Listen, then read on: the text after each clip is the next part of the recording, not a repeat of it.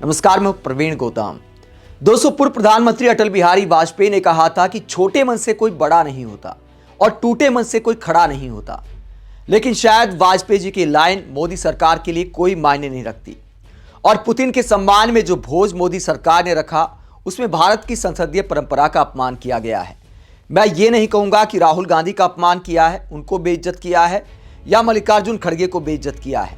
यह किसी व्यक्ति का अपमान नहीं है, भारत के नेता विपक्ष का अपमान है कि आप कांग्रेस के एक सांसद को उस डिनर में बुलाते हैं लेकिन भारत के एलओपी को नहीं बुलाते, लोकसभा के एलओपी को नहीं बुलाते, राज्यसभा के एलओपी को नहीं बुलाते।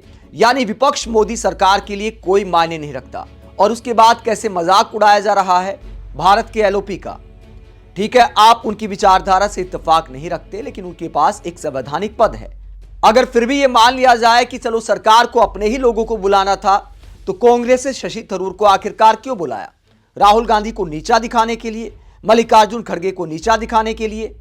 कितना छोटा दिल दिखाया है मोदी सरकार ने, एक तरह से काला अध्याय लिख दिया है। क्या खबर सामने आई है? पुतिन के डिनर में राहुल खड़गे को न्योता नहीं, शशि थरूर को बुलाया। कांग्रेस बोली सरकार रोजाना प्रोटोकॉल तोड़ राजनीति कर रही है।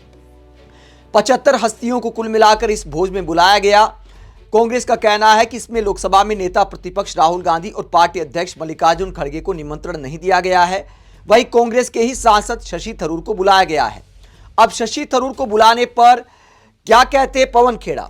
पवन खेड़ा ने कहा कि बहुत हैरानी की बात है, जिन्होंने इन्विटेशन दिया उन्होंने भी कमाल किया और जिन्होंने इन्विटेशन लिया वो भी कमाल कर रहे हैं। कोई भी सांसद हो या कांग्रेस का नेता हो, मुझे लगता है कि सबकी एक अंतरात्मा की आवाज होती है।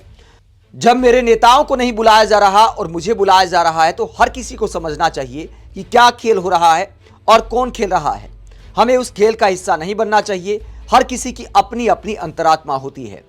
तो शशि थरूर की अंतरात्मा की आवाज पर कटाक्ष करते हैं पवन खेड़ा, लेकिन शायद वक्त की बात है। शशि थरूर के बारे में तरह तरह की अटकलें लगाई जा रही हैं। जिस तरह वो सरकार से सवाल पूछना भूल गए हैं और पीएम मोदी की तारीफ करते हैं तो भविष्य में क्या करने वाले हैं सबको अंदाजा इस बात का हो रहा है। शायद उन्हें इस बात का इंतजार है कि यार कांग्रेस ही मुझे निकाल दे, वरना कांग्रेस की लाइन से अलग पीएम मोदी के रोजाना वो गुणगान करने लगे हैं। शायद इसीलिए मोदी सरकार ने शशि थरूर को बुलाया है। लेकिन ऐसे तो बहुत सारे नेता होंगे कांग्रेस में भी, अन्य दलों में भी।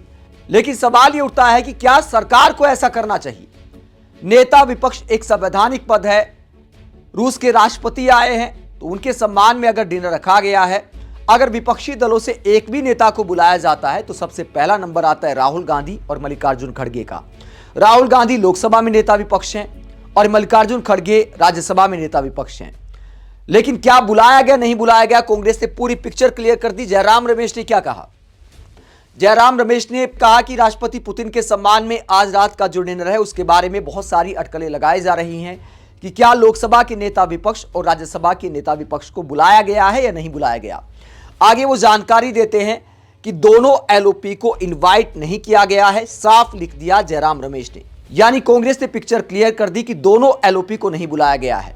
जब कांग्रेस नेताओं के बयान सामने आए तो बीजेपी के प्रवक्ता किस तरह मजाक उड़ाते हैं। राधिका खेड़ा का एक घटिया ट्वीट आप देखिए, कहती राजकीय डिनर है, टी शर्ट पार्टी नहीं। यानी कपड़ों पर कटाक्ष किया जा रहा है कि राहुल गांधी टी शर्ट ज्यादा पहनते हैं तो कहती है कि टी शर्ट पार्टी नहीं है। मतलब किस तरह की मस्करी देश में चल रही है। एकदम से हल्की राजनीति, एकदम से स्तरहीन राजनीति। बीजेपी वालों को लगता है कि राहुल गांधी का अपमान है। सरकार किसी भोज में बुलाए ना बुलाए, राहुल गांधी को इन बातों से क्या फर्क पड़ता है? इन बातों से राहुल गांधी को व्यक्तिगत कोई फर्क नहीं पड़ता।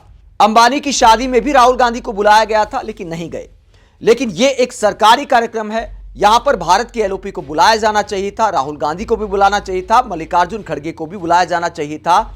यह भारत की लोकतांत्रिक परंपरा रही है। पूर्व सरकारों ने इसका पालन किया है, चाहे वो कांग्रेस की सरकार रही हो, यूपीए की सरकार रही हो, चाहे एनडीए की सरकार रही हो। लेकिन ये सरकार नित नए ऐसे काम कर रही है जो संसदीय परंपराओं से हटकर रहते हैं। राहुल गांधी ने इससे पहले आरोप भी लगाया था कि जब भी कोई विदेशी मेहमान आता है, कोई डेलीगेशन आता है तो उसे मना किया जाता है कि राहुल गांधी से नहीं मिलना है। क्या कहा था राहुल गांधी ने, जरा सुनिए। राहुल गांधी ने क्या आरोप लगाया है सरकार पर। राहुल गांधी ने मीडिया से बातचीत करते हुए कहा कि सामान्य तौर पर सरकार की पॉलिसी है, एक परंपरा रही है कि जब भी कोई विदेशी डेलीगेशन बाहर से आता है तो एलओपी के साथ यानी लीडर ऑफ अपोजिशन के साथ उनकी मीटिंग होती है। ये वाजपेयी जी के समय होता था, मनमोहन सिंह जी के समय होता था, एक परंपरा रही है। लेकिन अब आजकल क्या हो रहा है, जब भी कोई विदेशी डेलीगेशन आता है या मैं कहीं विदेश जाता हूं तो सरकार मना करती है कि लीडर ऑफ अपोजिशन से नहीं मिलना है। तो अब ये सरकार की पॉलिसी बन गई है, मुझे विदेशी डेलीगेशन से मिलने नहीं देती। मुझे बताया जाता है कि सरकार ने मिलने से मना किया है। हिंदुस्तान को हम भी रिप्रेजेंट करते हैं, सिर्फ सरकार ही रिप्रेजेंट नहीं करती। सरकार नहीं चाहती कि विपक्ष के लोग बाहर के नेताओं से मिले। ये एक परंपरा रही है, लेकिन मोदी जी इस परंपरा को फॉलो नहीं करते और ना ही विदेश मंत्री फॉलो करते हैं। इनसिक्योरिटी की वजह से सरकार ऐसा कर रही है। तो राहुल गांधी के उस आरोप के बाद मोदी सरकार ने और भी बड़ी लकीर खींच दी है कि एलओपी हमारे लिए कोई मायने नहीं रखता। आप इस पूरे मुद्दे को लेकर क्या सोचते हैं, कमेंट बॉक्स में अपनी राय जरूर दें। साथ ही चैनल को सब्सक्राइब भी करें। नमस्कार।